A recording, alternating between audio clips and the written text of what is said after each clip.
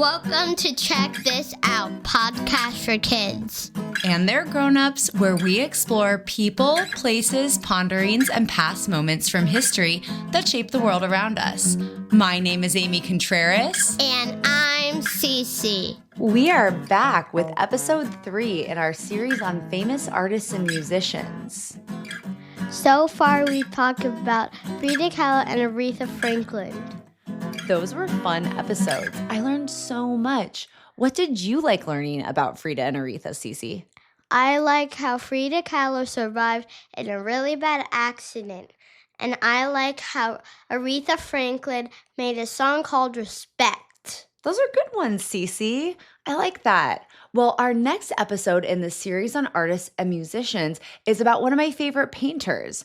And before I tell you who he is, I'm going to tell you a few facts about him and see if you or our listeners can guess who he is. Okay, let's see what you've got. This painter created over 150,000 pieces of artwork during his lifetime, and his art is the subject of more theft than any other artist in history. What? That means his paintings have been stolen more than any other artist because his work is so valuable and worth so much money. Oh my gosh, that's crazy. Yeah.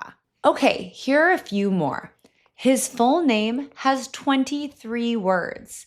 He co-founded the artistic movement known as Cubism, and he was the first artist to receive a special exhibition at the Grand Gallery of the Louvre Museum in Paris. So, do you have any idea who this artist is yet? I've got nothing. Okay, I'll put you out of your misery. The artist is Pablo Picasso.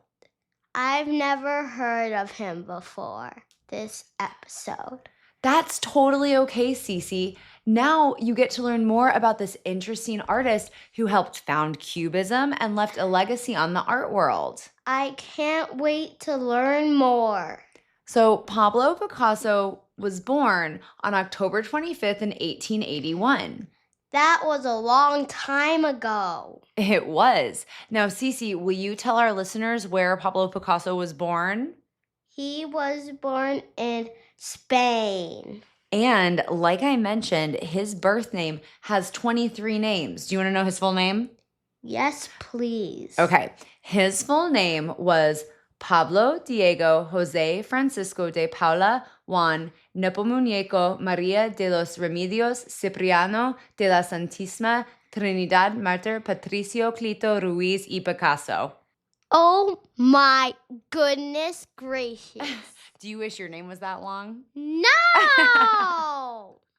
Yeah, the name Picasso comes from his mother, Maria Picasso y Lopez. His father was Jose Ruiz Blasco.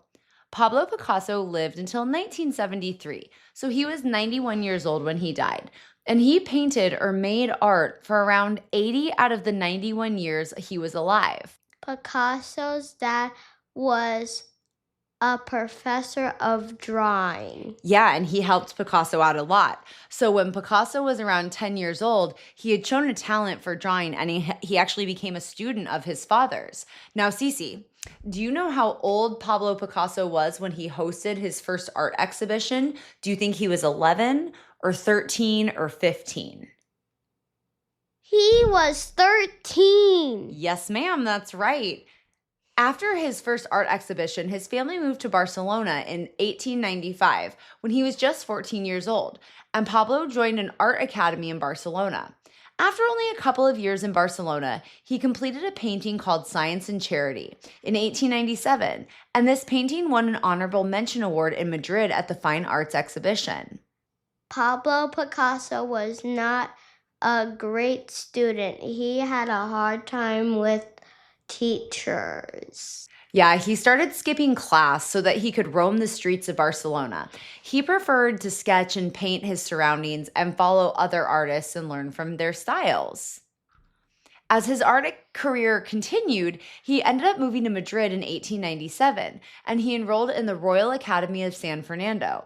But Mr. 16-year-old Pablo Picasso was frustrated with the stuffy focus on classic art subjects and art techniques. Like, you know how they always have artists paint like a bowl of fruits or a portrait or something? Yep. Yeah, he wanted to do something different. And then in 1898, Pablo got sick and he had to take a really big period of rest. And that period of resting changed him. What do you mean? Well, his family had big plans for him. They kind of had his life like all mapped out for him. Would you like it if I did that to you? If I told you exactly what you were going to do with the rest of your life? I have no idea. Yeah, because I would never do that to you. But he just wanted to do something else. So he stopped using his dad's last name, which was Ruiz. That's when he started using the name Picasso.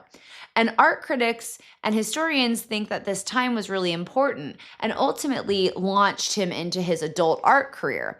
And when art historians talk about Picasso's artwork, they break his career into a couple of distinct periods. And his first art period was called his Blue Period. Why, Mama?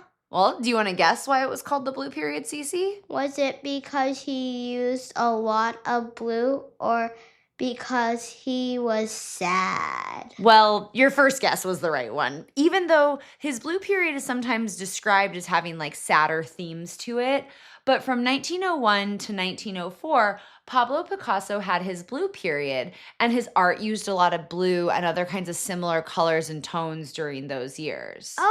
Okay, makes sense. And now, do you know what's crazy is today, Picasso's Blue Period are some of his most famous works, and they sell for like lots of money, like millions and millions of dollars.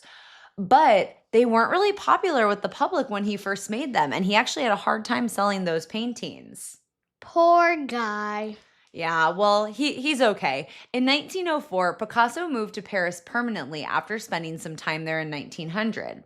And his time in Paris started his second period, which is known as the Rose Period. And that period of paintings featured warmer colors and lots of circus themes. Do you know how long the Rose Period lasted, Cece? Nope. Let's take a look and see.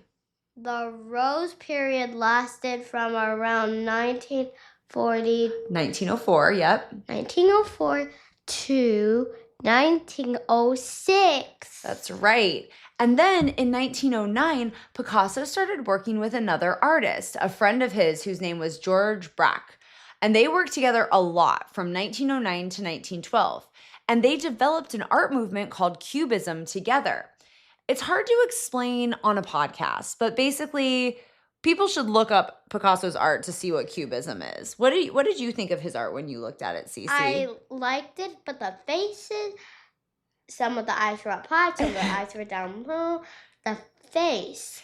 I also really like his picture, the painting that he did with a guy.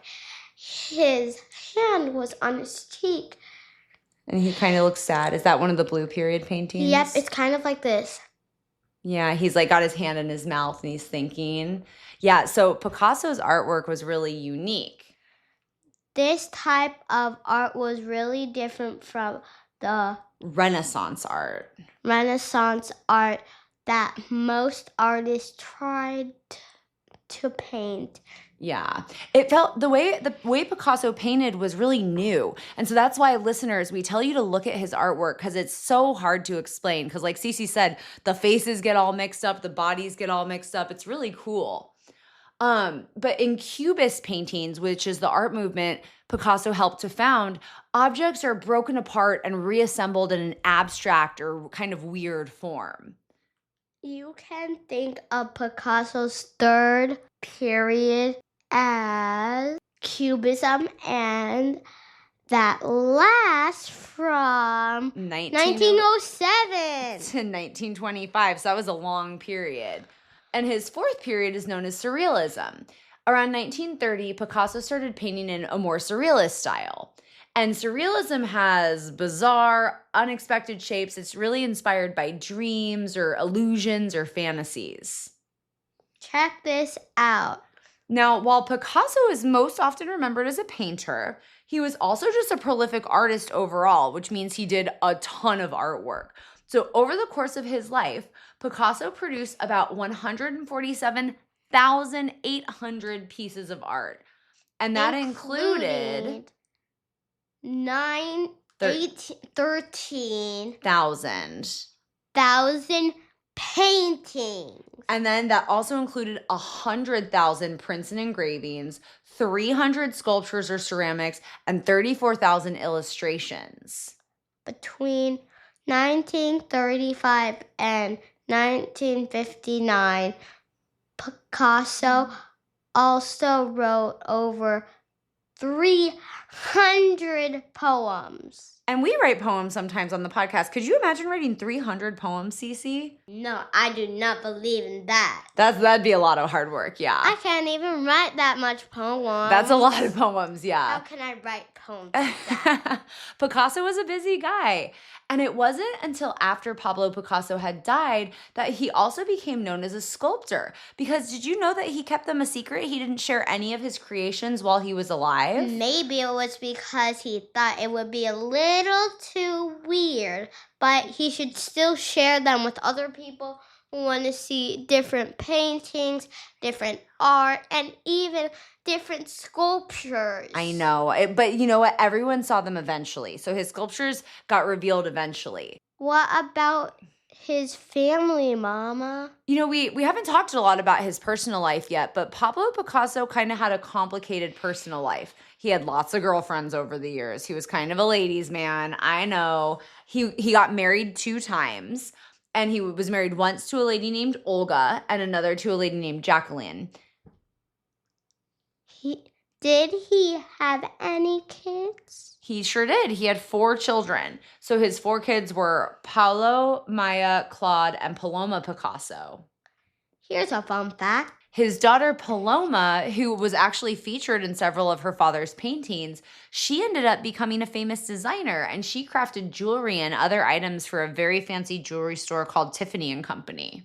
I learned a lot today. Me too. Picasso's famous because he was an amazing and inventive artist who created art in new ways that no one had ever done before.